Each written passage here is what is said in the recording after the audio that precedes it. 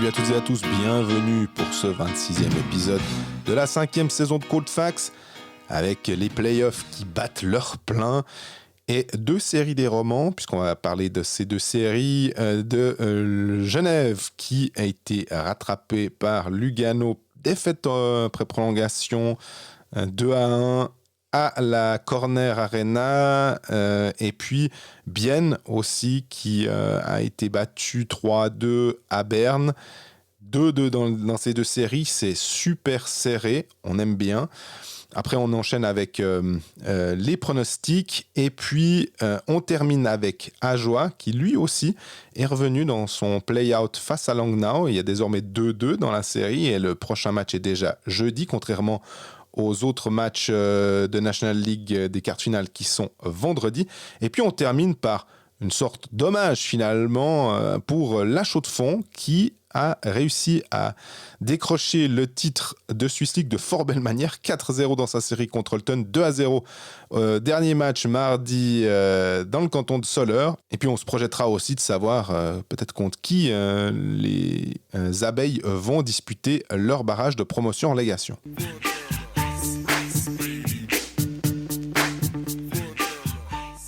Salut Greg. Salut Jean-Fred, comment ça va? Ouais, ça a bien un petit call fax. Ouais, je dirais même bricole fact là, pour y être arrivé parce que ouais, on a essayé de faire ça depuis l'hôtel où je suis à Lugano. Le Wi-Fi était pas joueur avec nous. Frimeur. Il a fallu pas tant justement. Ouais, mais hôtel à Lugano. Ouais, alors là par contre, je suis au bord du lac de Lugano, donc là ça fait plaisir. Mais comme dirait un de tes collègues et un de mes anciens collègues, on comprend pourquoi Lugano ils n'ont pas de succès quand on voit la météo chez eux, quoi. Exactement. Mais en l'occurrence, ils ont eu du succès hier. Ouais, les Anaheim Ducks de Suisse. Difficile d'aller jouer. Grazie Luca Fazzini. Ouais, exactement. Ouais, ils ont eu du succès. Deux matchs, 2-2 dans la série contre Genève. Je pense qu'on va effectivement commencer par cette série-là. Mm-hmm. Je sais pas par où commencer parce qu'en fait c'est difficile ces playoffs, ça joue tous les 2 jours, puis que nous on n'est pas revenu de Pinsman. Il y a plein de choses à dire, puis à la fois il faut se concentrer sur l'essentiel. Donc déjà 2 matchs qui se sont terminés en prolongation, le match 3 à Genève qui allait jusqu'à minuit et demi, et match gagné par Genève donc, et le match 4 qui s'est déroulé aussi en prolongation à Lugano cette fois. Fazzini après 1 minute et quelques secondes a marqué. On a longtemps regardé le but décisif avant de parler plus généralement, mais de ce but de Fazzini avec les confrères de SportsCenter, Ruben Steiger et Simon Meyer qui étaient également présents là, à se demander, il ne peut pas l'arrêter Meyer. Puis après on en arrive à la conclusion qu'en fait, oui peut-être, mais bon, Fazzini il est quand même sacrément seul. Ouais, et il est tout prêt, mais ce que j'ai aimé c'est la passe de Granlund derrière le but. Petite passe levée, soulevée qui arrive juste sur la palette. Et on a souvent mis en avant les étrangers à raison de Genève, vu leur talent en saison régulière et vu aussi leur talent en play-off, bien entendu. Mais ce Marcus Granlund, je me souviens quand même que début de saison, on n'a pas fait tout juste. Clairement, on a été abusé par on va dire par certains CV. Je pense à Oliver Kaski, je pense à... Il y a eu d'autres joueurs qui nous ont déçus finalement. Marcus Granlund dans la... Pardon ? Cehlárik, Azubi. Ouais, aussi. Exactement. Et puis Granlund, on l'attendait quand même assez fort. Il faisait partie avec Lettonen de ces gars où on était là. Ouais, alors ça, c'est du solide. Et honnêtement, il n'a pas besoin d'avoir des joueurs, des fois, on se dit ah ouais, mais lui, il lui manque machin pour être bon. Granlund, c'est lui qui rend de toute façon les autres meilleurs. Ouais, absolument. Par contre, tu iras revoir une fois les images. Malheureusement, le hockey, c'est un jeu d'erreur. Il y a quand même un puck mal négocié derrière la cage par Vatanen qui fait que Granlund peut se retrouver avec 2 heures et demie à attendre derrière le but pour pouvoir faire sa passe parfaite pour Fazzini. Après, ça a désorienté un peu tout le monde devant la cage, qui savait plus qui devait prendre qui devait faire quoi. Richard se retrouve là à défendre tout et rien à la fois, et je pense pas que ce soit sa faute, hein. Mais ça part justement d'une petite imprécision derrière la cage. Et voilà, il faut pas grand chose à Fazzini. Après, ouais, comme j'ai dit tout à l'heure, est-ce que Mayer peut pas essayer de l'attraper celui-là, parce que il n'a pas un énorme angle quand même, Fazzini, pour shooter. Mais voilà, ça fait 2-2 dans la série. Si on veut être positif, et je crois qu'en général, on essaye de voir le positif, Genève a toujours l'avantage de la glace. Comme me disait quelqu'un hier en fin de match, en même temps, si Genève gagne tous ses matchs jusqu'à la fin de la saison à domicile, en fait, Genève est champion. C'est bien résumé. Si je peux lever un petit voile ou un petit secret, il y a quelqu'un à ce micro, et c'est pas moi, qui a dit ça va pas se finir très tard quand la prolongation a commencé, en disant ça va tomber assez rapidement, 69 secondes, quelque chose comme ça. Tu te dis ouais, c'est il y en a qui ont du vécu. Ouais, en fait, je trouve que maintenant, avec ces prolongations à rallonge, on commence presque à avoir on va appeler ça le syndrome Isner-Mahut. Donc, le record du match le plus long de tennis qui se termine à 70-68, sauf erreur, à Wimbledon. Au 5e set, à Wimbledon. Et maintenant, j'ai l'impression que chaque fois qu'il y a un match qui va à 9-9 au 5e set, tout le monde commence à dire ouh, Isner-Mahut. Mais attendez, on a encore pour 3 jours pour y arriver. Et ce qu'on a vécu samedi soir, ça doit pas être la norme, déjà parce que ça rendrait le truc un petit peu moins exceptionnel, un peu moins spécial, un peu moins exceptionnel, et d'en arriver d'être aussi loin dans la prolongation sans qu'il ne soit rien passé, c'est quand même exceptionnel également. Donc je m'attendais pas à ce que ça dure aussi peu quand même, mais effectivement tu te dis ouais bon, ils vont pas nous faire le coup de la triple prolongation à chaque fois, effectivement, mais c'est presque le pire scénario. Alors là, je parlais de coin de voile. Pour les journalistes, c'est vraiment presque le pire des scénarios. Alors moi, j'ai pas de deadline à Blick, forcément, pour des raisons évidentes, vu qu'on n'a pas de journal papier. Mais les confrères qui avaient un journal papier, c'est le pire, parce que tu attends presque 20 minutes pour recommencer la prolongation. Donc tu perds 20 minutes de temps de travail pour finalement rien, en fait. 60 secondes plus tard, il y a goal, quoi. Donc en fait, t'es toujours dans le délai, mais avec moins de temps pour travailler. Donc j'ai une petite pensée pour eux au moment du but de Fazzini, en étant un tout petit peu plus tranquille de mon côté. Maintenant, si on se repenche un petit peu sur cette série, moi, ce qui me frappe depuis le début, c'est en fait, dès que Lugano essaye un peu de jouer, ils n'arrivent pas à jouer au hockey avec Genève. Ouais. Donc, ce que je veux dire par là, c'est que si Lugano joue le jeu de Genève, ils n'ont aucune chance. Exactement. Et on l'a vu dans le match 1, où c'était peut-être un match un petit peu plus enlevé, on va dire. Et on a eu un Lugano qui s'est vraiment pris un mur. Derrière, ils se sont pas mal réorganisés, on va dire. Défensivement, tu vois qu'il y a un autre plan de match qui a été mis en place par Gianni Lassi, qui a fonctionné et Mathieu Latalo. Victoire. Et oui, et bien sûr. Fonctionné à la maison victoire, ça a failli être un hold-up à Genève. On va pas dire que ça aurait été une victoire méritée pour Lugano. Par contre, ce qu'ils ont mérité, c'est de trouver un moyen d'embêter cette équipe de Genève. Et là, si tu regardes ce match numéro 4 à Lugano, on a un Lugano qui ouvre un peu le jeu au début du match et qui se fait vraiment, vraiment prendre par Genève. Absolument. Et derrière, ça bloque derrière, et ça bloque bien. Et après, Genève s'embourbe. J'ai vraiment l'impression de voir une équipe de Genève qui sait pas comment manœuvrer pour se créer des occasions. C'est moins facile qu'en saison régulière, mais ça, on le sait. Je veux dire, on va pas commencer à expliquer à Artikainen que le hockey de playoff, c'est plus difficile que le hockey de saison régulière. Non, c'est clair. Ce serait presque lui faire injure que de dire nous on avait vu venir que ce serait moins simple en playoff. Là, tu peux enlever le presque, ce serait lui faire injure. Ce serait clairement lui faire injure, en effet. Du coup, oui, ça gratte beaucoup plus actuellement. Et là, Genève je ne sais pas si Genève est dans le dur, mais Genève commence à douter, j'ai l'impression. Et en interview d'après-match, Yann Cadieux a parlé d'humilité vers laquelle l'équipe devrait retourner un petit peu, de jouer plus simple, d'arrêter de vouloir trop se compliquer. Et ça se remarque en powerplay, par exemple. Oui. Le powerplay de Genève actuellement est pas bon. Alors oui, c'est ce qui les a sauvés samedi soir lors de la 3e prolongation, mais c'est pas quelque chose qui les sauve soir après soir actuellement. Donc Genève est dans le dur actuellement, en tout cas. Moi, j'ai l'impression que Lugano, avec ses forces et ses faiblesses, mais en l'occurrence plutôt ses forces, se dit à trouver le moyen d'encrasser Genève au maximum en disant ils utilisent leurs forces, ils les emmènent un peu là où ils ont envie Et c'est peut-être ça qui frustre Genève, finalement, qui aimerait avoir, même à l'extérieur, quand même la main sur le déroulé du jeu, sur la façon dont ça se passe. Et finalement, presque frustré de se dire « Ah, mais on se fait pas balader, mais Lugano nous conduit dans un système ou dans un style qui est pas le nôtre. » Et puis, ça les gêne un peu. En sachant que s'ils ont un jeu, et j'ai l'impression que c'est la même chose pour Bienne finalement face à Berne, que ce jeu en play-off, qu'on va pas répéter 53 fois comme tu disais avant, mais on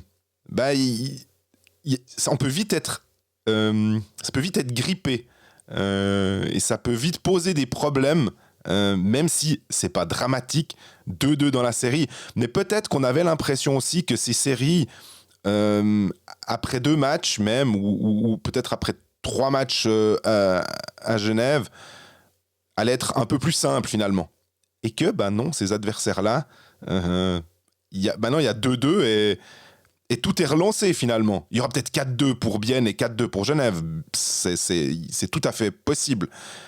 Mais il va falloir aller gratter. Et même si les quarts de finale, c'est souvent des séries qui sont un peu plus dures parce que les équipes sont plus fraîches, faudrait pas perdre trop d'influx dans ces quarts de finale pour la suite, si tant est que Genève et Bienne peuvent aller et peuvent penser à la suite finalement. Ouais, je suis d'accord. Après, moi, les deux points principaux pour moi où Genève doit s'améliorer pour la suite de la série, c'est le powerplay. Mais ça, honnêtement, c'est avec le talent qu'il y a sur la glace, avec les joueurs qui sont là. Maintenant, on peut se poser la question, est-ce qu'il faut scinder le duo Vatanen-Temernes qui a bien fonctionné en fin de saison régulière et revenir avec 2 powerplay un peu plus équilibrés? Parce que là, actuellement, l'équilibre en powerplay, je le trouve pas bon. Je trouve que Cadieux pousse beaucoup son premier qui ne fonctionne pas. Le puck tourne pas, je trouve qu'il n'y a pas de rythme. Lugano, c'est assez facile à défendre sur ce powerplay pour l'instant du côté de Lugano. Et je pourrais m'imaginer que ça titille l'esprit de Cadieux de revenir avec 2 powerplay un peu plus, justement, un peu plus équilibré qu'actuellement. Et puck management, moi je trouve que là où Genève est fort, c'est quand ils sont capables de tourner en zone offensive, de faire travailler la défense, de faire des redoublements de passes, de chercher l'espace systématiquement. Et là, ils le font très peu parce que, justement, ils ne sont pas capables de s'installer en zone offensive, de faire travailler cette défense adverse. Et si le puck management est meilleur, je pense que Genève aura beaucoup plus de succès. Mais actuellement, ce n'est pas le cas. Et il faut donner du crédit à Lugano. Moi, j'aime pas trop. On lit beaucoup, je trouve. Et je pointe vraiment personne du doigt, ni journaliste, ni supporter, ni... j'ai toujours un peu cette impression, on va même dire dans le sport en général, c'est pas lié à cette série. C'est que une équipe qui défend bien, elle casse le jeu. Alors moi, j'entends qu'on est là pour voir des buts, on est là pour voir de l'action, on est là pour voir du spectacle. Mais finalement, bien défendre, c'est aussi une aptitude. Ça ne doit pas être insultant de dire qu'une équipe a gagné en ayant bétonné, bien défendu. Non, c'est très juste. J'ai vu l'article de Simon Meyer, très bon d'ailleurs, la tribune de Genève le jour du match. De ce week-end, ça fait parler du Catenaccio de Lugano et il expliquait finalement ça en revenant au Chelsea de José Mourinho où il invoquait ça, à raison, hein. Mais moi je trouvais que pourtant je suis pas un grand fan de foot, mais moi ce Chelsea de Mourinho, je le trouvais pas dégueulasse. D'être capable de bien défendre, d'être capable justement de casser le jeu de l'adversaire, si c'est ton arme principale et si tu te rends compte que en jouant le même jeu que Genève, en étant ultra offensif, tu n'as absolument aucune chance. Faudrait être complètement ravagé pour vouloir jouer toute la série comme ça. Et Lugano, à mon avis, fait absolument tout juste actuellement.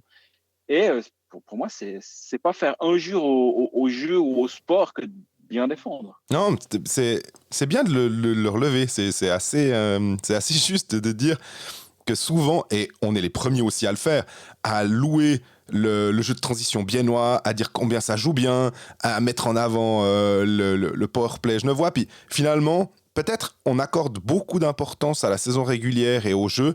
Et pourtant, Dieu sait qu'on a quand même de l'expérience, et toi et moi, du jeu en play-off qui est différent et qui qui amène autre chose, qui amène un autre hockey sur glace finalement. Et on se souvient quand même de la finale de l'année passée, de la saison passée entre Zurich et Zug. C'était des matchs magnifiques. Il n'y avait pas 6-4 tout le temps. On avait vraiment... Non, absolument. Et c'était pourtant ce que le hockey suisse nous a offert de mieux dans l'histoire, à peu de choses près. Et tout le monde l'a relevé. C'était vraiment une promotion exceptionnelle pour le hockey suisse. Et pourtant, c'était pas des Hoffman, des 7-5, des trucs pas possibles. Non, il y avait un super jeu de gardien des deux côtés. Il y avait des très bons jeux défensifs, des équipes en place. Ça se jouait à pas grand-chose.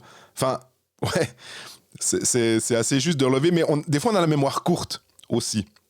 Mm-hmm. Et louer le jeu défensif d'une équipe, c'est plus difficile. Or, comme tu disais, tout ce que tu veux, c'est essayer de gagner. Si essayer de gagner, c'est on va dire, détruisant le jeu adverse, parce que tu sais que si tu cherches à construire avec l'adversaire, ça va pas passer. Je trouve que c'est une preuve d'intelligence, évidemment, de la part de l'équipe adverse, de se dire, qu'est-ce qui me donne les meilleures chances d'aller au bout ? Ouais, absolument. Et les meilleures chances d'aller au bout aussi pour Lugano, ça passe par un excellent gardien. Et si on regarde ce que fait Mikko Koskinen depuis le début de cette série, principalement depuis le match 2, ce match 1, on se rappelle tous de l'autogol pas l'autogol, mais la passe décisive qu'il a faite pour Artikainen sur son espèce de loupé. Il avait 37 shoots, 32 arrêts, 86,5% d'arrêts. Mais depuis, c'est autre chose, hein. Là, il a pris de l'envergure. Il fait un blanchissage dans le match 2. Il fait 60 arrêts dans le match 3. 60 arrêts, ça reste 8 défaites, mais 95% d'arrêts malgré 3 buts encaissés. Et là, de nouveau, dans ce match 4, il a 97-4, 37 arrêts sur 38 shoots cadrés de la part de Genève. Est-ce que Genève a été excellent en termes de création de chances de but, on va dire ? Non, je pense que Genève est perfectible. Mais malgré tout, c'est l'équipe de Genève qui se crée 4 expected goals sur le match et qui n'en marque que 1. Donc, en gros, Koskinen sauve 3 buts. Mm-hmm. Et alors moi, je suis à la fois surpris et à la fois pas surpris du tout de voir ça. Je suis surpris parce qu'au début de saison, moi, j'aime bien les Jean-Michel, de Mernes, etc. Là, c'était Jan Mikko Koskinen, je pense, devant le filet. Je voulais justement te parler de ça, c'est drôle. Parce que je voulais te dire que... Avec Kaski, on s'était trompé et tout. Puis avec Koskinen, finalement, qu'est-ce que les supporters pensent ? Au début de saison, ils disent ouais, il était pas mal, puis après, moins bon. Puis finalement, est-ce que tu veux pas un gardien bon en play-off ? Mais nous, comment on juge la performance d'un gardien comme ça ? Parce qu'à la fin de la saison, quand tout sera fini, on va dire Koskinen, c'était un bon choix.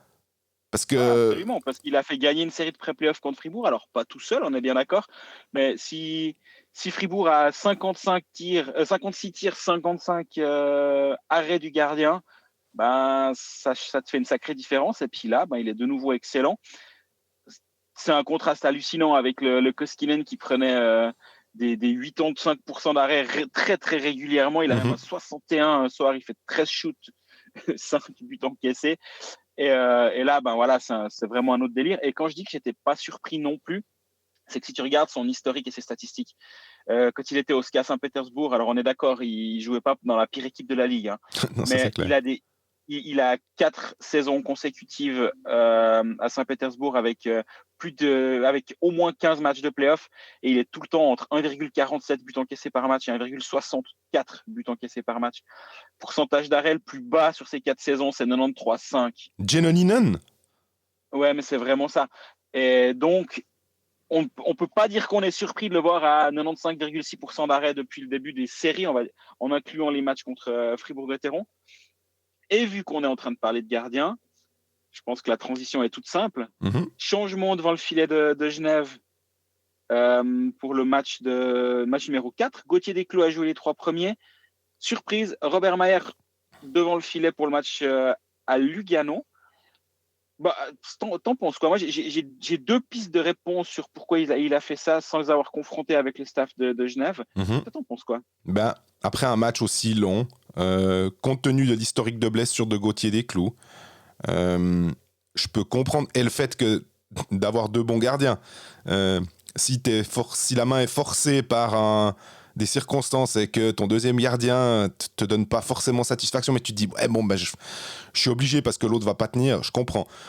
je trouve pas complètement absurde, et je pense que Robert Mayer a pas fait un mauvais match, de loin pas. Au contraire. Hein. Ouais, il y a ce goal effectivement de Fazzini, mais là aussi, Genève, si tu perds 2-1 après prolongation, Genève a le droit d'aller marquer un deuxième but qui te classe l'affaire avant, par exemple.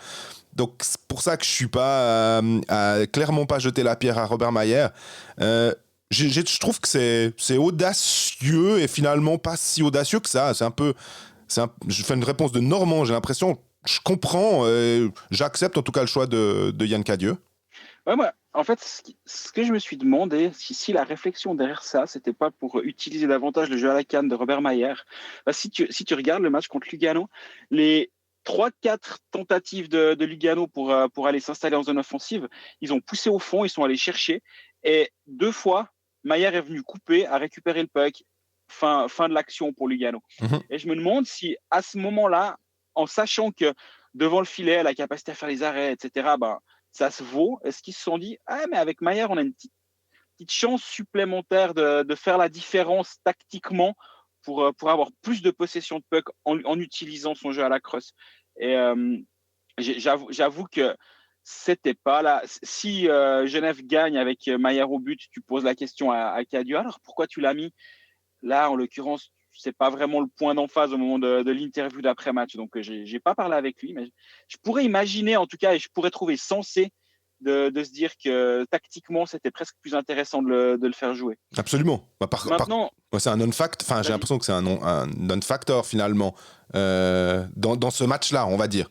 Que ça nous titille forcément parce qu'il y a eu un changement, mais qu'au final, est-ce que vraiment c'est une thématique à creuser où on doit analyser tout le jeu? J'ai l'impression que non, et c'est pas ce qu'on fait actuellement d'ailleurs. Non, par contre, maintenant, si je me projette, qu'est-ce qu'on fait maintenant pour le match de... Parce que là, si tu fais le bilan des gardiens sur ces 4 premiers matchs, ben, tu te retrouves avec Gauthier Desclous qui joue 3 matchs et qui en gagne 2. Mayer qui en joue 1, qui en perd 1. Sur l'impression visuelle, moi, j'ai presque trouvé Mayer un poil plus propre, on va dire, mais pas forcément plus efficace. Donc, je donne pas forcément à l'avantage ni à l'un ni à l'autre. Et après, comme tu disais, est-ce que c'est juste une question de gestion de l'énergie, on va dire, et de Gauthier Desclous et de sa santé en disant non, mais c'est très clair, peu importe le match que fait Mayer, tu repars devant le filet derrière, ça peut être une option. Mais tiens, on disait avant la série ou même on a dit toute la saison d'ailleurs, hein, que d'avoir 2 gardiens, ça pouvait être un sacré avantage en saison régulière, mais qu'en play-off, ben, il va falloir le gérer. Finalement, c'est une question de plus ou une thématique de plus que tu as en tête au moment de préparer ton équipe en tant que coaching staff. Lugano, oui, ils ont 2 bons gardiens. Schlegel a fait des bons matchs, mais la question, elle se pose pas. Si tu prends aussi, tu parlais de Giannoni tout à l'heure, c'est pas une question, c'est pas une distraction dans l'esprit du staff de se dire qui va devant le filet. Et je me demande comment justement Sébastien Beaulieu et Yann Cadieux gèrent ça. Est-ce que c'est une distraction? Est-ce que c'est pas une distraction, mais est-ce que c'est une question match après match qui va ou est-ce que c'est réglé en avance? Et ça, j'aimerais bien le savoir. Je pense qu'on ne nous le dira pas, donc je pose même pas la question. En général, ça fait partie des secrets d'État, le nom du gardien. J'ai jamais vraiment compris. En tout cas, en saison régulière, quand on nous cache le nom du gardien, je me dis ouais, calmez-vous, vous allez jouer à Langnau demain soir, quoi. Mais en équipe de Suisse aussi, des fois, au championnat du monde, c'est un peu le truc, faut pas trop dire. Et j'avoue que j'ai jamais tellement compris non plus pourquoi.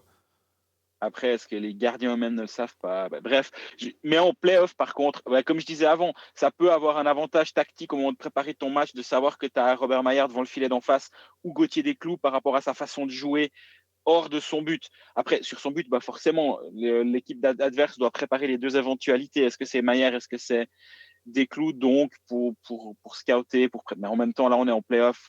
Je veux dire, au bout du 3e match avec Gauthier Desclous, ils n'ont plus besoin de dire grand-chose à leurs adversaires sur les forces et les faiblesses de Gauthier Desclous. Ouais, c'est un peu ce que j'allais me faire l'avocat du diable pour dire, ouais, finalement, le scouting, est-ce que vraiment tu dois mettre le point sur, oui, mais faites très très attention au jeu de Robert Mayer avec la canne et tout. Bien sûr, mais est-ce que c'est ça qui te fait perdre ou gagner une série? Non, je dis Ouais. pas ça.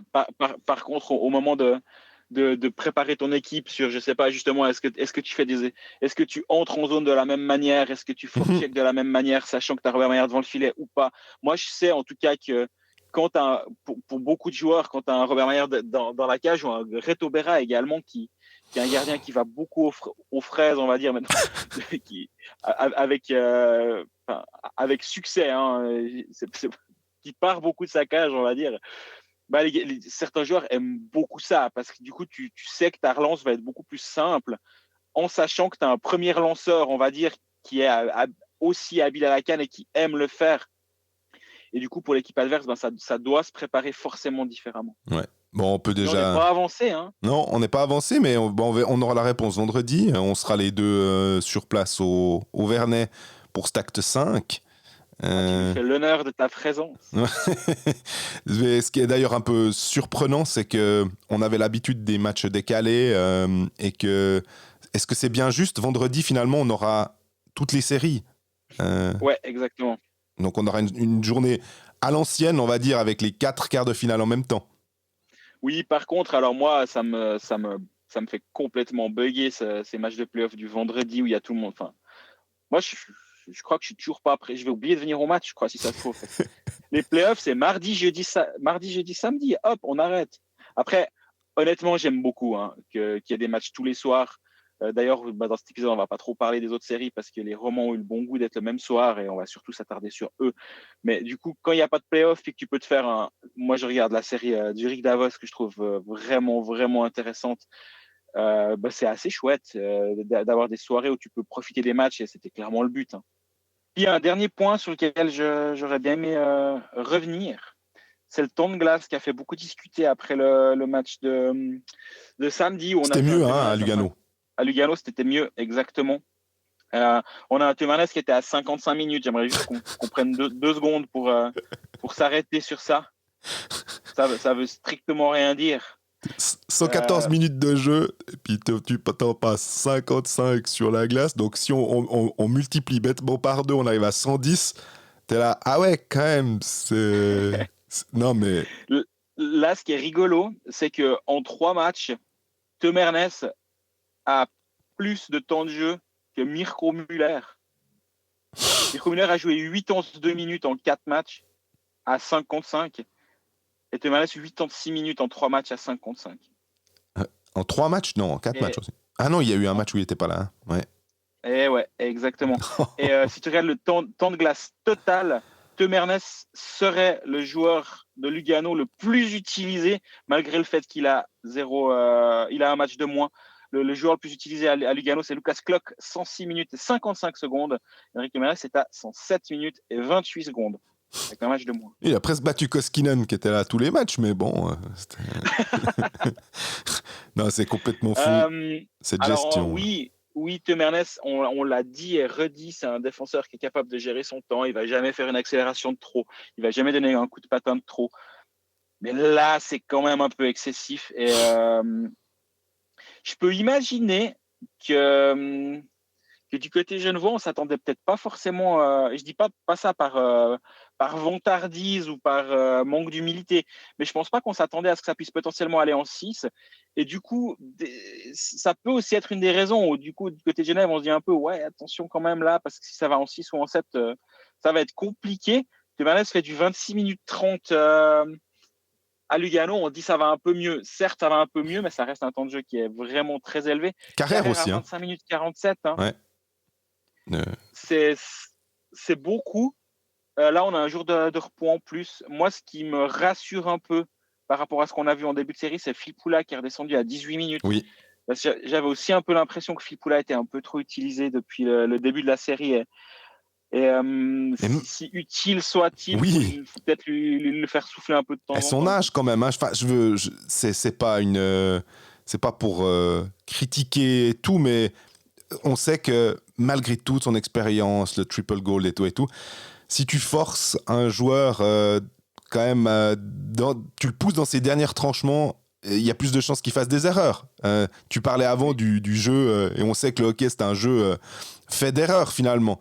Et j'ai l'impression que tu maximises tes chances d'erreur en tirant sur la corde de certains joueurs surtout à cet âge-là, quoi. Absolument. Donc là, je me demande comment la série va se poursuivre parce que de ce point de vue-là, en tout cas, avantage Lugano sur la gestion de cet aspect-là, de manière surprenante, soit dit en passant, parce que si on regarde les deux contingents, puis on les met côte à côte, ben, quand tu as Pouliot d'un côté en centre de 4 ou Herburger, tu dis, ben, il y a quand même une des deux équipes qui a peut-être une profondeur un peu plus intéressante et qui devrait peut-être pouvoir en profiter. Et je peux imaginer que sur la longueur de la série, Genève va compter un peu, va essayer peut-être un peu plus de mettre de rythme, justement, parce qu'offensivement, Lugano, ils sont assez tranquilles. Défensivement, Lugano, ils sont assez tranquilles. Bah, c'est peut-être aussi parce qu'en face, il y a moins de rythme qui peut être imposé par des Artikainen qui jouent 23 minutes ou 25 minutes, alors que si tu le descends à 17 ou 18, il ferait peut-être des chiffres un peu plus qualitatifs. Et ça pourrait aider Genève, à mon avis.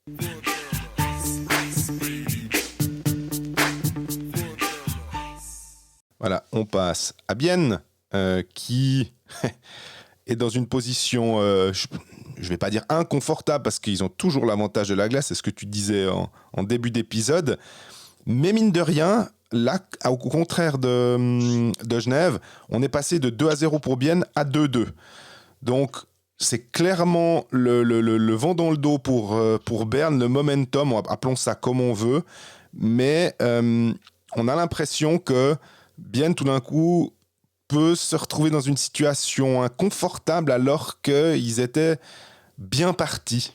Je sais pas comment tu ressens ça, mais je veux pas dire qu'il peut faire un petit peu aux culottes, mais il y a tout ce passé, ce passif des Biennois qui menaient 2-0 l'année passée contre Zurich, puis qui finalement ont perdu. Et puis là, j'espère qu'on va pas revivre pour eux, j'espère qu'on va pas revivre le même scénario. Ouais, effectivement, c'est ce qui est l'avantage, comme je disais avant, que moi je suis forcément sur la série Genève-Lugano, mais grâce à ces 2 matchs par soir, on peut vraiment se faire plaisir en ayant les 2 matchs. Surtout en plus, le match 4, ils ont eu le bon goût d'avoir un décalage. Une telle différence de temps qu'on avait presque l'impression que c'était fait exprès pour rater un minimum de l'un et de l'autre match. Je pense que les téléspectateurs ont pu s'amuser à faire des allers-retours entre Berne et Lugano toute la soirée. Berne mérite ses 2 victoires, match 3 et match 4. Oui. Je trouve que Berne a été très solide dans ces 2 matchs-là. Ils ont été capables de bloquer, de réussir à bloquer la transition, je trouve, de Bienne durant ces 2 matchs-là, plus qu'auparavant. Et ils sont sous contrôle actuellement. Je trouve que c'est une solide équipe de Berne. Moi, avant la série, j'avais mis Berne 4-2. D'accord. Après 2-0, j'en menais pas large. Tu te faisais chambrer. J'ai même vu un ou 2 tweets à ce sujet, ouais, mais je les note tous, mais ça va. On n'est pas rancunier ici. Non, après, il y a 2-2. Il y aura peut-être 4-2 pour Berne dimanche soir. Et pour Bienne, ouais. Pour Bienne, dimanche soir, puis j'aurais eu tort et j'accepte tout à fait d'avoir tort, c'est pas un problème. Mais honnêtement, après 2 matchs, je pensais pas que Berne allait pouvoir revenir de la sorte. Il y a un peu tout qui s'est ligué contre Berne pendant 2 matchs. Et forcément, quand on parle de cette série, on est obligé de parler Di Domenico. Alors oui, tout tourne toujours autour de Di Domenico, comme il le dit lui-même dans une interview à mon collègue Stéphane Roth. Mais en même temps, il fait pas grand-chose pour que ça tourne pas autour de lui. Ce qui est drôle, c'est qu'il y a eu ce tir sur Löw en toute fin de match 2, c'est ça? Si je dis pas de bêtises. Exact. Et perdu par Berne, les émotions et tout, un geste assez bête, assez répréhensible. D'ailleurs, on a une question de quelqu'un sur le forum du LHC, Louis XIV, qui nous demande question pour Colfax, un peu qu'est-ce qu'on pense de la différence de traitement entre Künzle, qui a été suspendu pour 2 matchs, et Di Domenico, qui n'est pas suspendu. Et il y a beaucoup de gens qui font... qui essaye de dire mais pourquoi Dido a pas été suspendu, et puis il dit pour moi la faute de Künzle est beaucoup plus grave que celle de Dido, les conséquences auraient pu être dramatiques mais personne n'en fait les gros titres et cette différence de traitement me gêne. Qu'en pensent les 2 compères de Colfax? Dido est provocateur, peut-être un peu dérangé dans la partie sommitale de son corps, mais pas plus dangereux pour l'adversaire que ne sont des Maurer, Cadenau, Andrighetto, pour ne parler que des joueurs encore en activité. Dido a-t-il eu blessé gravement un adversaire? Pas à ma connaissance. S'il devait être suspendu, ce serait pour son attitude générale et le règlement ne le permet pas. Et je trouve que finalement c'est assez correct. C'est plus dans l'état d'esprit. Ce slap sur l'œuvre, il est crétin au possible. On n'aime pas cette attitude-là, mais après, ça peut partir en bagarre. Ça part en bagarre d'ailleurs. Ça se fout des poings sur la gueule. Mais finalement, c'est plus une question de correction par rapport à l'adversaire. Tu le chauffes. Mais la faute de Kunsley sur Golubev, elle est moche. C'est vraiment un. Elle est vraiment horrible, celle-là. Et il a été très justement suspendu, en fait. Oui. Alors, pour moi, il peut presque mériter plus que ça. Absolument. Je trouve que 2 matchs, c'est toujours la même chose, quoi. C'est un peu léger. Après, si tu laisses passer Irving comme si de rien n'était, parce que je sais pas si tu l'as vu celle-là dans le Zurich Davos, où Irving il a fait un peu la même que Kunsley, mais presque en pire. Et il n'y a même pas eu d'ouverture d'enquête, j'ai toujours pas compris. On va pas se lancer sur l'arbitrage parce que je pense que c'est. Les gens, par contre, alors les suiveurs, les amateurs de hockey, ils se lancent bien sur l'arbitrage parce que j'ai l'impression qu'alors déjà en saison régulière, puis on a toujours les comparaisons. Hein. Oui, mais alors vous n'avez pas sifflé cette faute-là le 30 septembre 2019. Ouais, d'accord. Ben, on n'est pas sorti. Hein. Mais le problème, c'est que quand tu n'as aucune ligne d'un match sur l'autre, c'est une chose. Mais dans le même match, moi je regrette, mais on vient de parler de Genève, mais le premier quart d'heure de ce Genève-Lugano est très bien. Et derrière, les arbitres, ils ont fait n'importe quoi pendant une dizaine de minutes. Et il y a eu des pénalités qui ne devaient pas l'être. Il y a eu un 10 minutes à Winnie qu'on on a le droit de dire que c'était un petit peu sévère. Et ils ont perdu le contrôle alors que tout se passait bien. C'était un match qui aurait pu être électrique. Tout se passait bien. Eux aussi avaient l'air d'avoir le match en main. Puis tout à coup, bim, il y a un changement de standard en cours de match. Et oui, pour revenir à la question initiale, je suis d'accord que Kunsley mérite d'être suspendu et Di Domenico ne mérite pas d'être suspendu pour ce qui s'est passé là. Et d'ailleurs, je crois que personne n'a demandé sa suspension pour un shoot. Parce que c'est là aussi où c'est un peu fourbe, on va dire. C'est que tu provoques en tirant sur un gaillard à terre juste devant toi à 2 secondes de la fin du match. Mais tu dis, attends, j'ai tiré au but, qu'est-ce que tu veux que je fasse? Et ça fait partie d'un code de conduite, je trouve. Ouais, c'est ça. Et le nombre de fois où t'as des shoots juste après la sirène, forcément, ça vient brasser. C'est les petits coups de canne quand le coup de sifflet a retenti sur la main du gardien. Ça brasse. C'est un code de conduite. Il y a des choses que tu peux et que tu peux pas faire. Puis là, au bout d'un moment, moi, je parle plus de hockey, mais je parle juste d'homme, on va dire. Puis à quel moment, en tant que personne, tu te dis, je vais allumer quelqu'un qui est au sol face à moi. Si je lui mets ça dans le visage, il mange la purée pendant 6 mois. Est-ce que vraiment c'est ce que je dois faire à ce moment-là et qu'on vienne pas me faire croire que et pourtant Dieu sait si l'aspect compétiteur de Di Domenico je le comprends et je l'ai même documenté avec des interviews à ce sujet. Là on va pas me faire croire que c'est oui mais c'est un compétiteur et il reste 2 secondes. Donc même si tu vas marquer, qu'est-ce qui se passe derrière? Enfin arrêtons de jouer au couillon là autour. Domenico, honnêtement c'est un comportement de voyou sur ce coup-là. Et je comprends pas en fait qu'il puisse faire ça. Et je suis totalement d'accord que ça brasse derrière et c'est presque pas assez d'ailleurs. Après, j'ai vu aussi des gens qui parlaient de mais est-ce qu'on va parler du leadership de Di Domenico qui a tourné la série à ce moment-là? Alors pour connaître un petit peu l'avis, on va dire à l'interne du côté du vestiaire de Berne, non. Ça n'a rien à voir. Ça n'a absolument rien à voir. Par contre, ça ne veut pas dire qu'il est mauvais depuis ou qu'il n'a rien à voir dans le retour de Berne. On a un Di Domenico qui est beaucoup plus en contrôle sur 2 matchs, je trouve. Ouais. Est-ce qu'il fait des shifts plus intelligents aussi Ça vient, laisse-moi parler.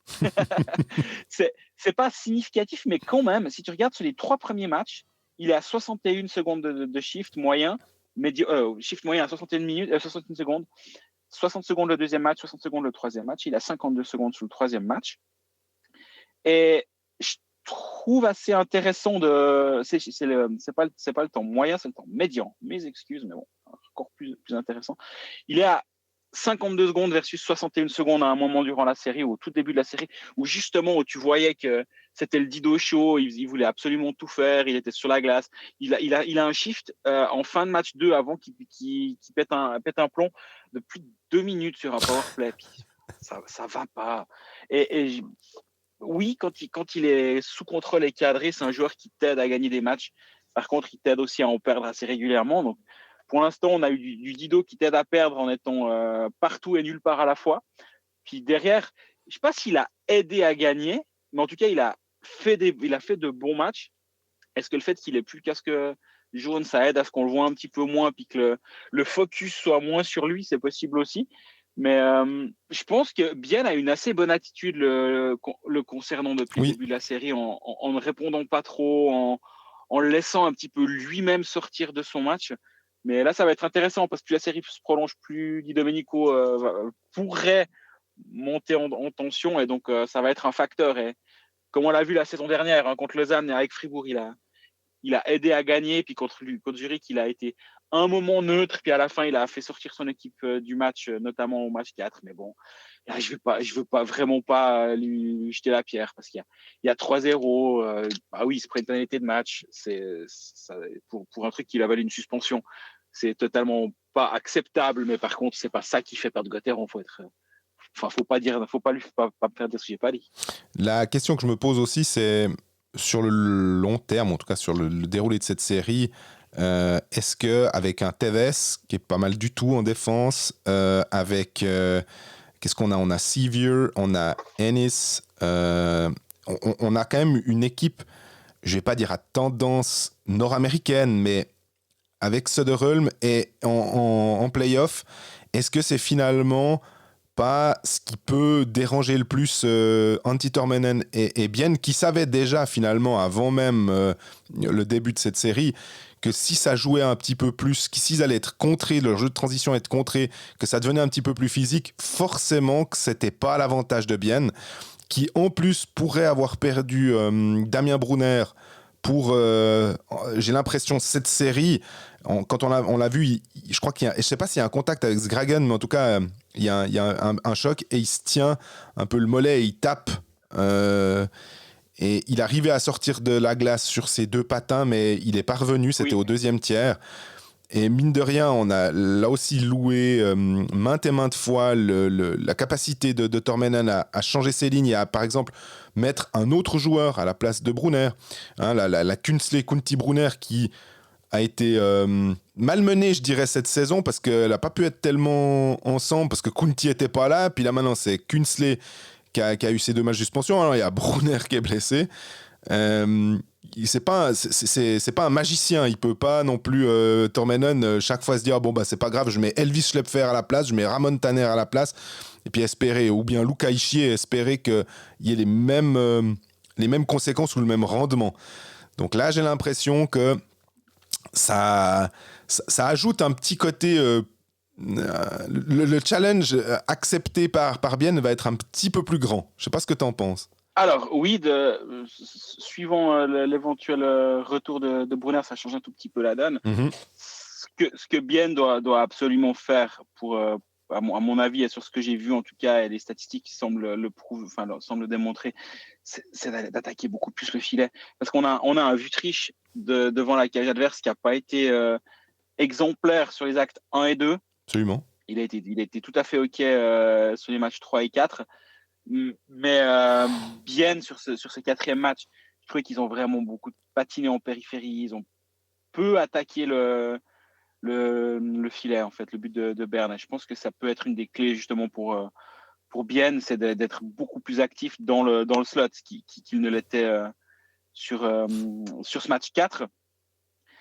Et puis voilà, là, je suis un peu emprunté parce que si tu regardes les statistiques, moi, l'œil le confirme. On a un très bon Bien dans le premier tiers, qui est bien rentré dans le match, qui est solide, qui met sous pression Berne quand même. Le but de Kunti tombe un petit peu normalement. Tu te dis, c'est logique qui mène à ce moment-là. Tu as un peu l'impression que derrière, il y a tout qui s'est un peu effondré sur une petite erreur de Sateri. Je pense que c'est suffisamment rare pour être signalé. Il accorde un rebond. Derrière, il y a Simon Moser. Je me dis qu'il doit presque l'avoir, celui-là. Et après, ça s'est effondré. Bien n'a plus rien montré derrière.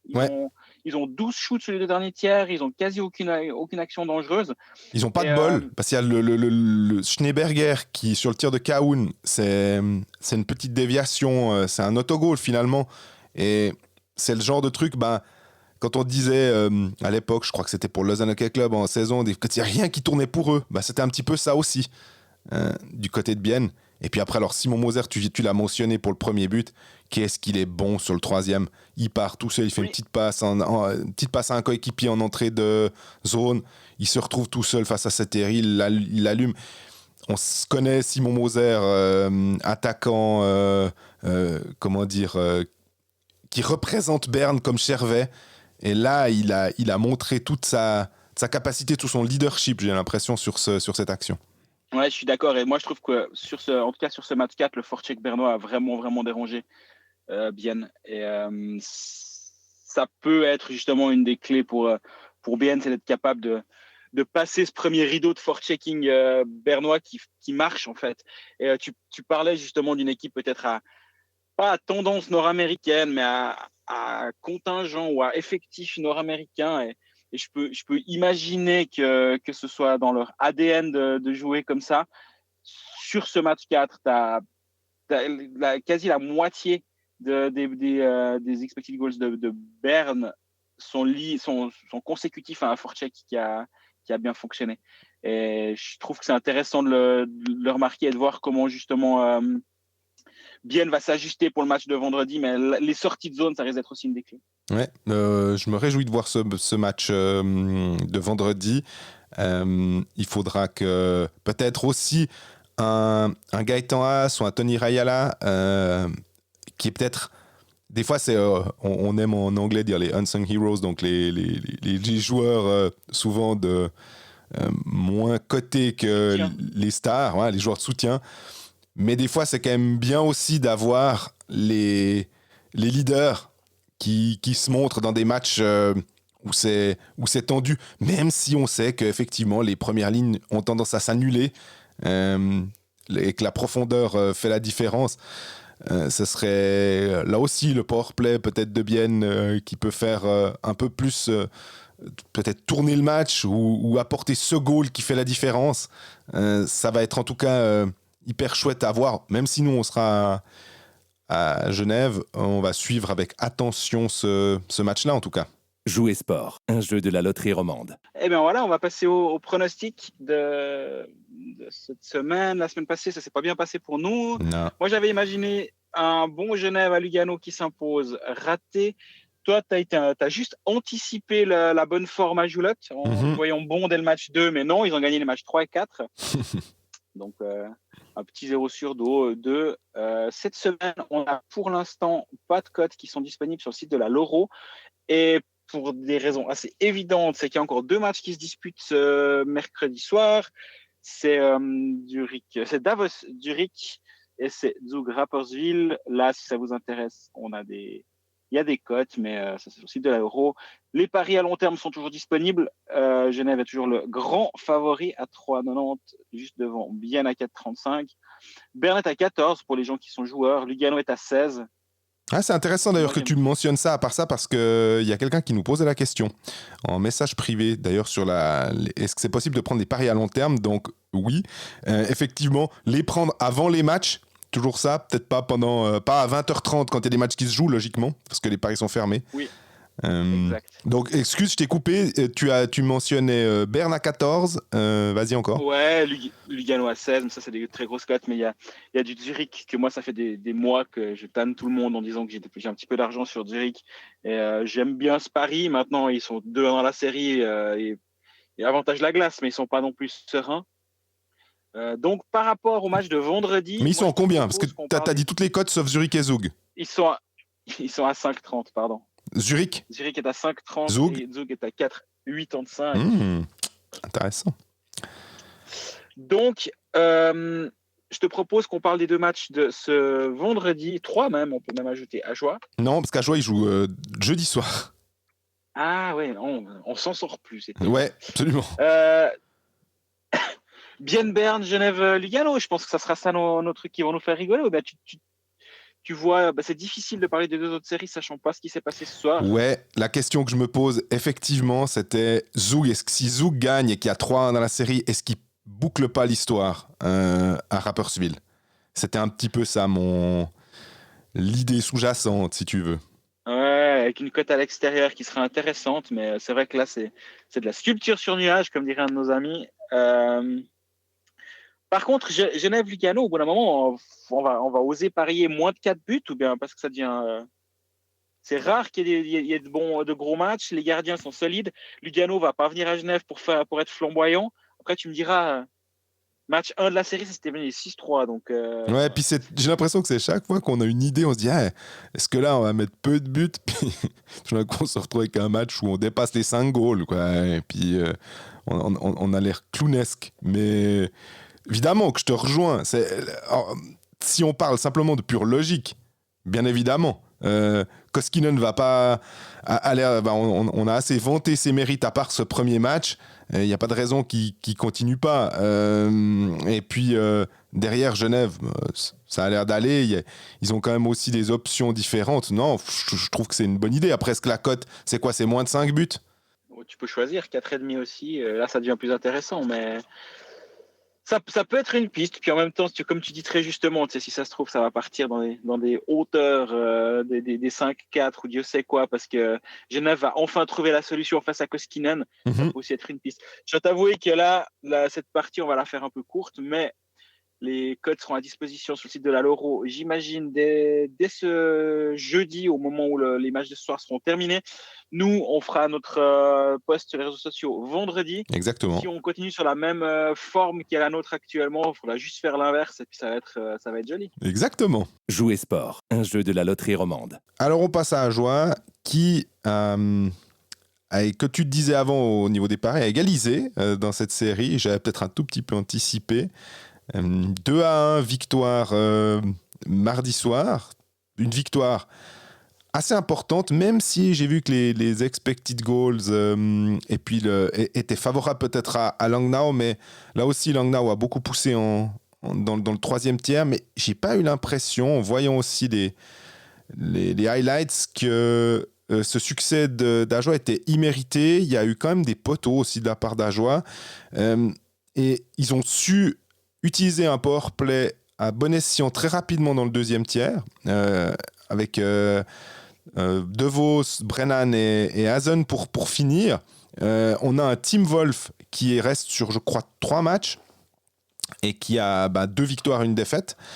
Tim Wolf qui fait clairement le job en ce moment, et du côté de Langnau, ça doit être un peu, ça doit remuer sous les casques, parce que finalement à 2-0 on pouvait se dire finalement tout notre blabla de la saison régulière, le fait que Ajoie remonte bien depuis que Julien Vauclair est là, tout se passe bien, tout est remis en cause, puis finalement c'est Langnau qui va s'en sortir assez facilement, et puis non.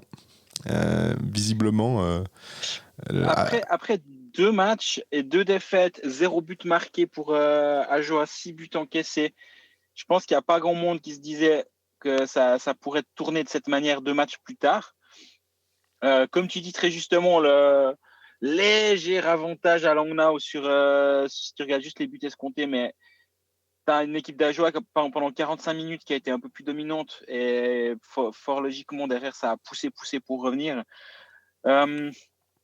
Ajoa peine quand même à aller au but, on va dire. Mais quand tu as un powerplay qui fonctionne, ça te change clairement la donne. Mais à 5 contre 5, Ajoa est à la peine. Par contre, c'est par là que le salut d'Ajoa peut venir. C'est un powerplay efficace. Sur ce match-là, ça a fonctionné. Ce qui m'embête, c'est que je commence presque à me dire que c'est possible. Et je sais pas, mais en même temps, il faut quand même encore en gagner un là-bas. Ils ont été capables de le faire une fois déjà, comme tu l'as dit avant. Ils sont allés gagner le match 3 là-bas, effectivement. Ouais, j'ai envie d'y croire. Alors qu'il n'y a pas si longtemps, je me disais, oh là là, ça va être un show de fond à Ajoa. On parle de show de fond tout à l'heure d'ailleurs. Oui. Et Et là, finalement, cette équipe, elle est bien en place. Et oui, à 5 contre 5, il y a un petit peu plus d'action pour Langnau, mais on a un coaching de Julien Vauclair. Alors, il y a un Brennan à 25 minutes, 24 et des poussières. Mais c'est tout. Toute son équipe, sinon, est à 14, 15, 16, 17, 18 minutes. Absolument. Il gère bien son équipe. Il y a un seul joueur en dessus de 20 minutes. Moi, je trouve que c'est assez remarquable. En face, du côté de Langnau, tu as un Lepisteux à plus de 20, 24 aussi. Mais après, Schilt à 20, Cody, Keane à 20 minutes. C'est un tout petit poil beaucoup, mais honnêtement, c'est gérable. OK. Mm-hmm. Absolument. Et alors ça, c'est le point de bêta. Langnau a eu la possession du puck davantage, aussi parce qu'ils ont été capables de gagner leurs engagements. Voilà le point de bêta. Mais malgré ça, tu as une équipe d'Ajoie qui est capable de bien contenir Langnau. Je trouve que Tim Wolf a été excellent, mais il y a 2,7 expected goals sur le match. Il en encaisse 1. Il est forcément en dessous, mais pas un truc incroyable non plus. Principal problème d'Ajoie, c'est au niveau de la transition. J'en parlais avant pour Bienne qui peinait à passer le premier rouleau de forechecking. Mm-hmm. Il y a aussi Ajoie génère assez peu d'occasions de but en jeu de transition. Et je pense que ça pourrait vraiment être un petit peu meilleur. Après, tu me diras, ouais, mais en même temps, il faut avoir le personnel pour, il faut avoir les joueurs capables de le faire. Je suis entièrement d'accord. Hein. Bien sûr. Mais Ajoie se crée pas, je trouve, surtout pour un match à domicile, alors certes qui a été gagné, c'est très bien, on est bien d'accord, mais là on est en train de réfléchir à gagner le prochain à Langnau, et je trouve que sur la transition, peut mieux faire. Ouais, mais je me demande vraiment, ce match, on le disait, il n'est pas vendredi, mais il est jeudi, histoire de bien nous flanquer dans la panade, parce que chaque fois on croyait qu'on avait enfin compris quelque chose à ce calendrier des playoffs, puis non, il y a une subtilité. Donc, alors, l'occurrence, ça veut dire que ceux qui ont envie de regarder du hockey, qui sont sevrés, qui se disent, mais vraiment, on n'en a pas eu lundi, il faut absolument que j'ai ma dose, jeudi, ils peuvent regarder Langnau Ajoie, match 5. Ce match-là, ils sont tous importants, bien évidemment, hein. Mais ce match-là, je me demande comment Julien Vauclair va le préparer, parce que à la fois, tu as envie de dire faut pas mettre trop de pression, mais tu sais que si tu vas aller chercher cette victoire-là et que tu as une balle de match à domicile, c'est vraiment l'occasion, et sans que, on peut le dire pour les deux clubs, ce barrage, ce play-out, il est ultra important, parce que risquer un barrage, risquer de tout perdre pour les deux clubs, ça, c'est vraiment pas bien. Je crois que c'est Geoffrey Vauclair qui en parlait sur le plateau des Pécalistes lundi, qui disait que sans être dans le dramatisme, sans être dans le drama, ça peut être très très problématique pour Ajoie d'éventuellement redescendre. Et bien évidemment, parce qu'ils sont en train d'investir, ils sont en train de se mettre à niveau de la National League, et on a l'impression qu'au moment où tu te mets à niveau, on te dit non, tu repars derrière dans une ligue qui est absolument pas compétitive, qui n'amène rien au niveau de l'argent. Faut vraiment faire des efforts. Ce serait dommage, mais là, ce match-là, jeudi, il va être chaud. Ouais, puis si on réfléchit d'un point de vue purement roman, on peut se retrouver avec un show de fond Langnau, et puis derrière avoir 6 clubs romans en National League. Après, bon, le problème, c'est que Colfax, déjà que des fois on déborde puis on fait 1h30, si on nous rajoute encore un club, ça va pas être possible. Hein. On va faire 2 épisodes par semaine. On se focalise sur 3 clubs le mardi et 3 clubs le jeudi. Comme ça, on est bien. Mais non, il faut dire que Ajoie se maintienne. On n'y est clairement pas encore. Par contre, tu parlais des joueurs de soutien, ou des joueurs de soutien qui peuvent faire la différence. J'aime bien les 2 buts de Kevin Boson. Les joueurs de K-Manager l'ont sûrement attendu toute la saison. Kevin Boson, il a quand même fait 10 points, on est bien d'accord. Mais on l'avait tous peut-être pris à 1 ou 1,5 en début de saison, je me souviens plus. Ouais, je crois que absolument. Il vient d'être vendu avant les playoffs. J'allais dire, je l'ai traité toute la saison. En même temps, un joueur que tu achètes à 1,5 puis que tu revends à 3,5, c'est que c'était finalement pas un mauvais business. Absolument. Mais voilà, c'est ce genre de joueur-là qui peut venir faire la différence, là où les premières lignes vont s'annuler, où la ligne de Ikin, de Sarela, etc. va être matchée avec celle autour de Eisen, de Vos, etc. Ça doit venir d'ailleurs. Et on a parlé toute la saison d'Ajoa qui manquait peut-être justement cette profondeur au niveau du talent pour faire la différence d'un point de vue suisse et le joueur à licence suisse. Quand tu as Kevin Boson qui marque 2 buts en 2 matchs, ça fait une sacrée différence et ça donne un sacré bol d'air dans des rencontres aussi serrées où chaque but vaut aussi cher. À part ça, je sais pas si tu as le même avis que moi, mais rien que le fait que Ajoa, dans ce play-out, soit à 2-2 après 4 matchs, oui. C'est en soi une réussite. Enfin, c'est ça qui est terrible, c'est qu'à la rigueur, cette saison peut bien se terminer, même mal se terminer, mais ce serait vraiment très cruel sur l'ensemble, parce que autant la première saison, c'était un pensum pour les Jurassiens, autant là, on a quand même une équipe qui a certes de la difficulté, mais qui prouve qu'elle a sa place dans une ligue à 14. Moi, c'est un petit peu ça. Et ça ferait mal... Tu n'étais pas convaincu, hein ? Pardon ? Et tu n'étais pas convaincu ? Absolument, absolument. Et là, je me dis, au moment où on a l'impression qu'ils ont vraiment leur place, qu'ils arrivent à lutter à armes égales, même en utilisant, mais c'est ce qu'on disait aussi... même s'ils se font peut-être dominer au chapitre à 5 contre 5 et tout, au final, il y a 2-2 dans la série et Ajoa n'a rien volé. Donc là, ça fait vraiment mal de se dire, et c'est pas pour dire plus Ajoa que Chaux-de-Fonds ou plus Ajoa qu'un autre club. Hein. C'est juste de la même manière qu'un Cloton mérite sa place finalement après sa première saison, c'est que ce serait vraiment dommage que ça s'arrête ou que ça périclite comme ça, vu ce qu'ils sont capables de donner au niveau national cette saison. Ouais, je suis d'accord avec toi. Là, je regarde les statistiques de l'ensemble de cette série entre Langnau et Ajoa. Si tu regardes le pourcentage d'expected goal, donc en gros, ce qui sur 60 000, enfin bref, c'est même pas 60 000, c'est en pourcentage. 53% d'expected goals sont en faveur de Langnau et 46,9% sont en faveur de Ajoa. Ce qui veut dire que c'est très, très serré. J'allais dire, ouais. Honnêtement, ça se joue à un shoot par-ci, un shoot par-là. T'as vite un écart comme ça qui peut se créer. Langnau crée un petit peu plus. Ce qui est normal. De 2,86 à 2,52.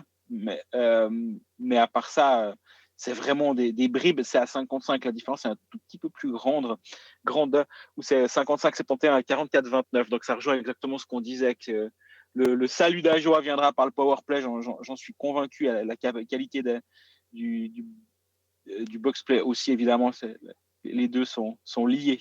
Oui, on avait d'ailleurs dit au cours de la saison que les plus mauvais powerplay, c'était les équipes qui étaient les moins bien classées finalement. On avait mis l'emphase sur ça à propos de Lausanne, qui n'était pas forcément à sa place compte tenu de la qualité du contingent, mais effectivement, le jeu de puissance était anémique. Ce qui était, on va dire, plus... compréhensible de la part des clubs comme Langnau et Ajoa, mais ils ont des joueurs pour tout d'un coup faire changer, tourner une série. Je suis d'ailleurs assez étonné qu'on n'ait pas eu un match qui soit allé en prolongation, si je dis pas de bêtises. On n'a pas encore eu ça, non ? Et alors, ça pourrait rajouter un côté dramatique à tout ça, et on aime bien le côté dramatique d'une prolongation, mais je pense que peut-être que les acteurs voudraient pas subir ça pour leur pauvre petit cœur. Mais en tout cas, ce qui est sûr, c'est qu'il y a ce match jeudi. Puis après, alors, j'ose pas me risquer en disant est-ce que c'est samedi, vu que c'est tous les 2 jours. Mais en tout cas, là, on est dans le money time, et ce qui nous permettra de faire une transition, on va quand même faire une petite pause, mais ce qui nous permettra de parler de la suite et du barrage.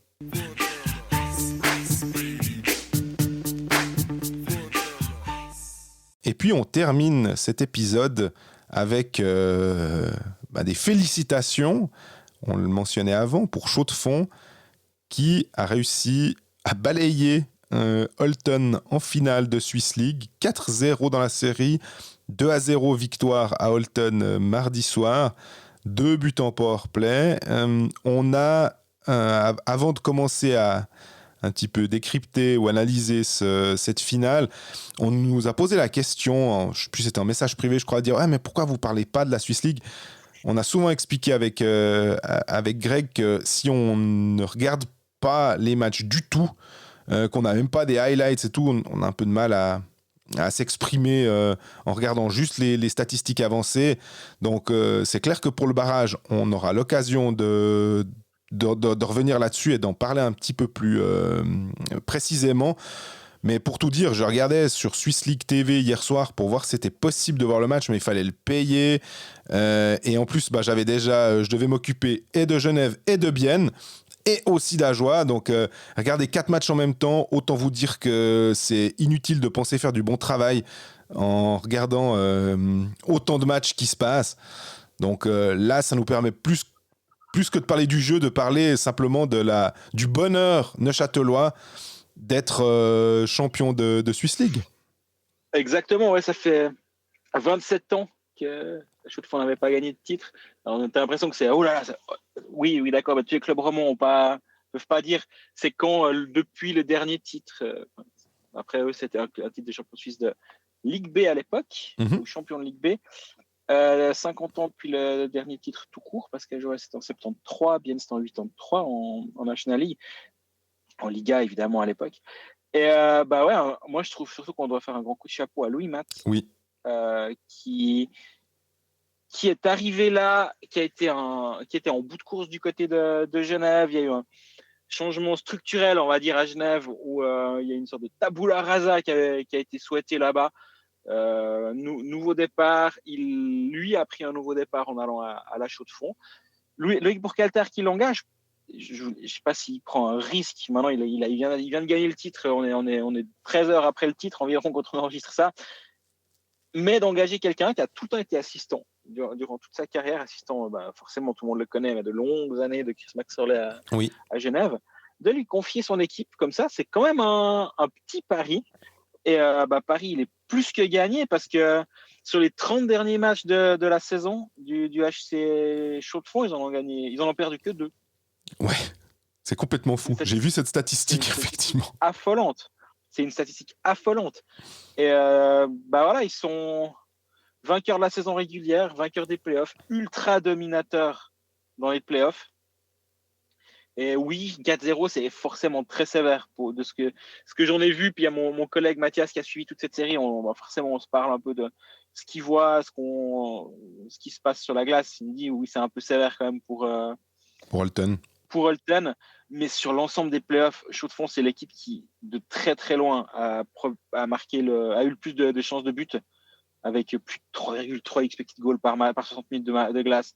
Défensivement, c'était moins flamboyant dans le sens où ils sont pas premiers, mais ils sont deuxièmes. Donc c'est une équipe qui défend bien, qui attaque bien, qui a des belles individualités, qui a des joueurs qui sont quand même rompus à la National League. Dans son contingent. Quand derrière, tu peux compter sur un Huguenin, par exemple, qui a une capacité à pouvoir encaisser 2-3 bonnes minutes de glace. Devant, il y a Holden, Sondre Holden, le Norvégien, qui a vraiment été excellent durant tous ses playoffs. Et on va pas faire une liste de tous les joueurs du HCA, mais il y a Anderson, Sackerman, etc. Oui, mais comme on n'en parle pas, on peut quand même les citer, effectivement, comme tu le fais. J'allais dire Ackerman, effectivement aussi. Certains se posent la question de savoir s'il va être capable de jouer en National League, par exemple. C'est la même question peut-être qu'on se posait pour les joueurs de Ajoie. Est-ce qu'un Thibaut Fressard en National League il peut jouer mais voilà.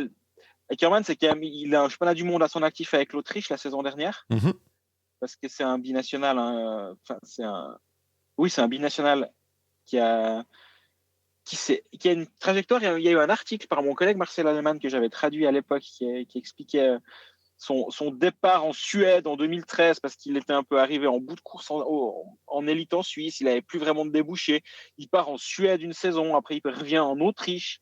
Finalement, il va essayer de se relancer du côté de Viège. Puis la saison dernière, il a eu un peu une sorte de déclic, j'ai l'impression. Il passe de 24 points à 45 points, 1 point par match dans 25 buts. Puis là, cette saison, il monte à 60 points en 38 matchs. Les playoffs, il a 12 buts en 14 matchs. Wow. C'est la révélation pour les non-suiveurs de Swiss League. Ça l'était la saison dernière. Et là, c'est l'explosion. Maintenant, la question forcément qu'on doit tous se poser, c'est que peut faire Chaux-de-Fonds, pas en National League, mais dans un barrage déjà. Mm-hmm. À 4 étrangers, là, il faut quand même le rappeler aussi. À 4 étrangers, c'est très juste. J'ai d'ailleurs quelqu'un qui m'a posé la question par mail, sans le nommer, parce ça me fait rire, parce qu'il a signé son mail avec son nom et Romanel. Et je me suis dit, tiens, c'est peut-être mon voisin du coup qui m'a écrit, donc je ne sais pas si c'est le même Romanel que moi. Voilà. Mais qui demandait effectivement comment ça se passerait au niveau du barrage. Nous avons un doute concernant les étrangers pour la série du dernier National League et Chaux-de-Fonds. Qui doit faire quoi avec ces étrangers? Est-ce que vous pourriez en parler sur Colfax? Alors oui, donc Chaux-de-Fonds a 4 étrangers sous contrat. Ajoie va devoir passer de 4 étrangers à 2 étrangers. T'es gentil, Ajoie. Pourquoi Ajoie déjà? Alors oui, je sais pas vraiment. Pardon. Ajoie ou Langnau. Voilà. Moi, je suis tellement craintif d'avoir une série qui va nous enflammer le Jura que le Jurassico. Hein. Voilà. Mais Ajoie ou Langnau vont devoir sortir 2 étrangers de leur alignement. Ouais. Bonne ça chance. Ça va forcément être compliqué. Pour Chaux-de-Fonds, il y a 2 étrangers qui n'ont pas vraiment joué durant les playoffs. Ils doivent aussi les remettre dans le rythme. Mais par contre, la grande chance, c'est qu'ils ont plié ça terriblement rapidement. Mm-hmm. Donc, ça leur donne un petit peu de temps pour encaisser ça et se préparer pour la suite. Mais déjà, il faut bien fêter. J'ai l'impression qu'ils ont déjà accompli quelque chose. Et en fait, je pense que c'est ça qui doit être le message. Chaux-de-Fonds a réussi un super truc déjà. Ah, absolument. Alors ça, c'est clair. Mais je veux dire, on a envie, quand on te dit que c'est pas totalement fini, que tu as encore quelque chose, avec le passé chaudefonnier au niveau suisse, tu dis, ils ont été champions de Suisse à plusieurs reprises. Donc, il y a quand même une tradition du hockey sur glace là-bas. C'est une ville qui est d'importance. Là aussi, sans faire injure ni à Langnau, ni à Porrentruy, on a une ville c'est une ville importante en Suisse romande, la Chaux-de-Fonds. Donc, ça coche des cases absolument... Il y aurait aucun côté illogique de voir la Chaux-de-Fonds prendre la place d'un des 2 clubs, finalement, en termes de volume et en termes de taille de ville. Après, patinoire vétuste, par rapport aux 2 autres qui ont été refaites. Elle va l'être aussi. Hein. Oui, mais elle l'est pas encore. Donc, on voit que la Ligue va te laisser un petit peu de temps pour faire tes armes, enfin pour faire tes travaux. Mais quand je voyais les images, je crois que c'est ton collègue Mathias Davet justement qui mettait les images.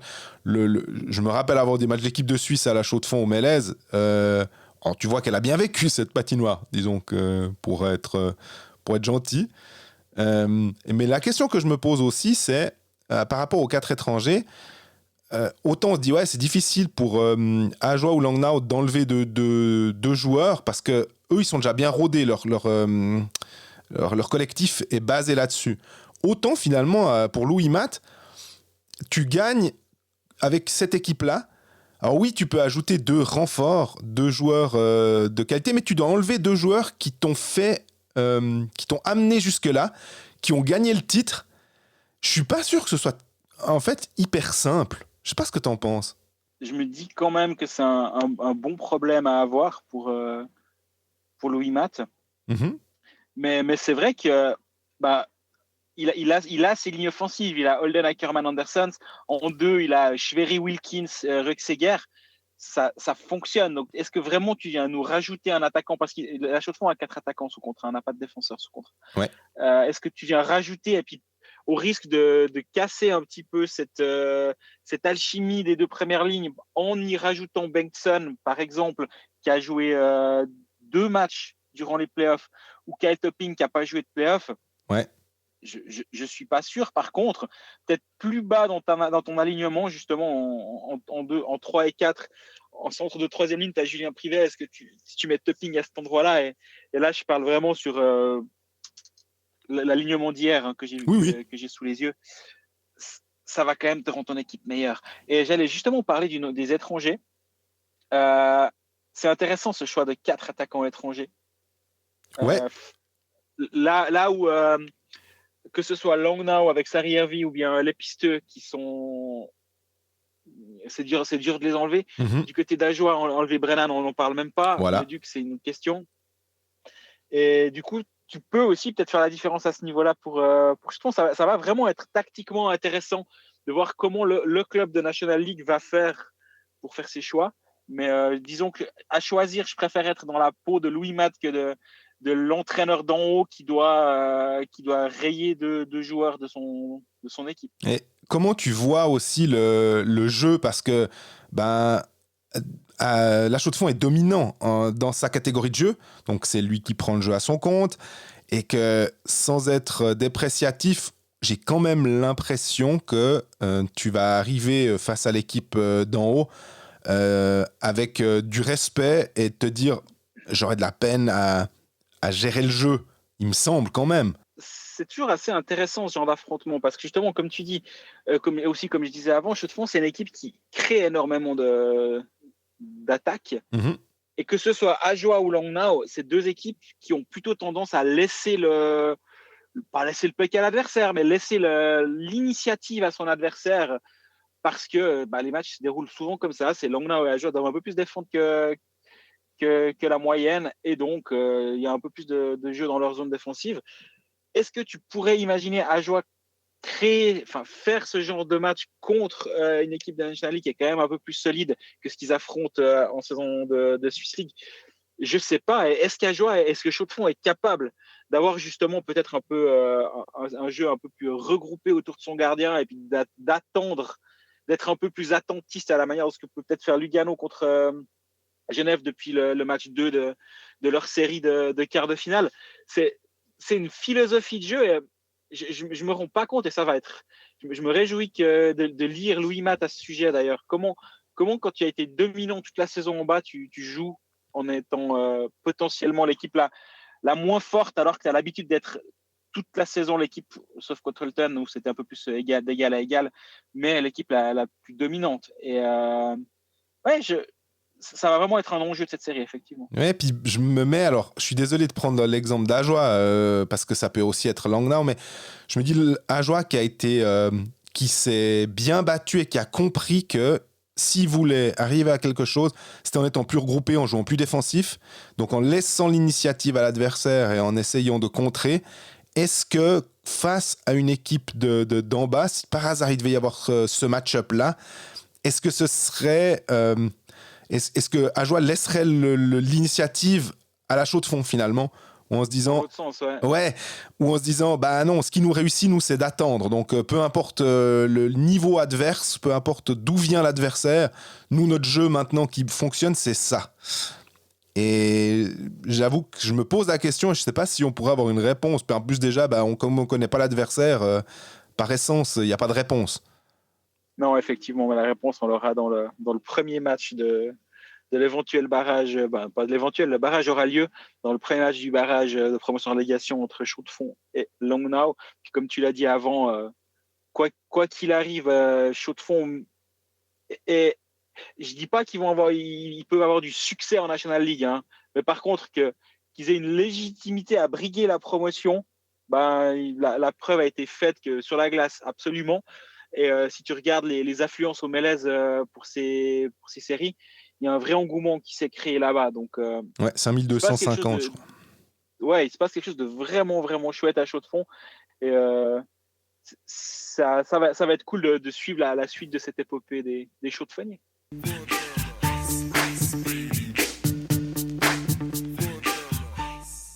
Voilà, on est à la fin de cet épisode 26 de la saison, 26, j'imagine. Si. Épisode de la semaine prochaine, on en saura beaucoup plus, vu que les quarts finales seront derrière nous, peut-être tout fraîchement si ça va en 7. On connaîtra l'affiche du barrage de promotion-légation. Tout ce qu'on a dit aujourd'hui sera devenu caduc. Du coup, c'est super. La beauté. C'est le jeu, c'est la beauté des playoffs. En tout cas, on est ravis de pouvoir continuer à faire nos théories pendant les playoffs. J'ai vu quelqu'un nous demander si on pouvait avoir un peu plus de fréquence. Il est vrai que par le passé, on essayait de faire un deuxième épisode. Mais là, avec les matchs tous les jours, avec les déplacements pour moi à Lugano, c'est assez compliqué. Par contre, si on a 1 voire 2 romans, voire un barrage de 100% roman, peut-être qu'on devra augmenter un poil la cadence maintenant qu'on s'est rodé sur... et c'est pas une pub pour notre matériel technique, mais maintenant qu'on s'est rodé sur les trucs depuis l'extérieur et les Colfax, je pense que peut-être qu'on pourra essayer de faire des plus petits épisodes, mais un peu plus réguliers. On verra ce qui est possible. Exactement. En tout cas, d'ici le prochain, qui sera annoncé sur nos réseaux sociaux, n'hésitez pas à nous poser des questions sur les réseaux sociaux, à interagir avec nous, à nous écrire des mails pour ceux qui trouvent mon email. Visiblement, c'est pas si difficile. Et profitez bien de cette fin de quart de finale et puis à la semaine prochaine. À tout bientôt.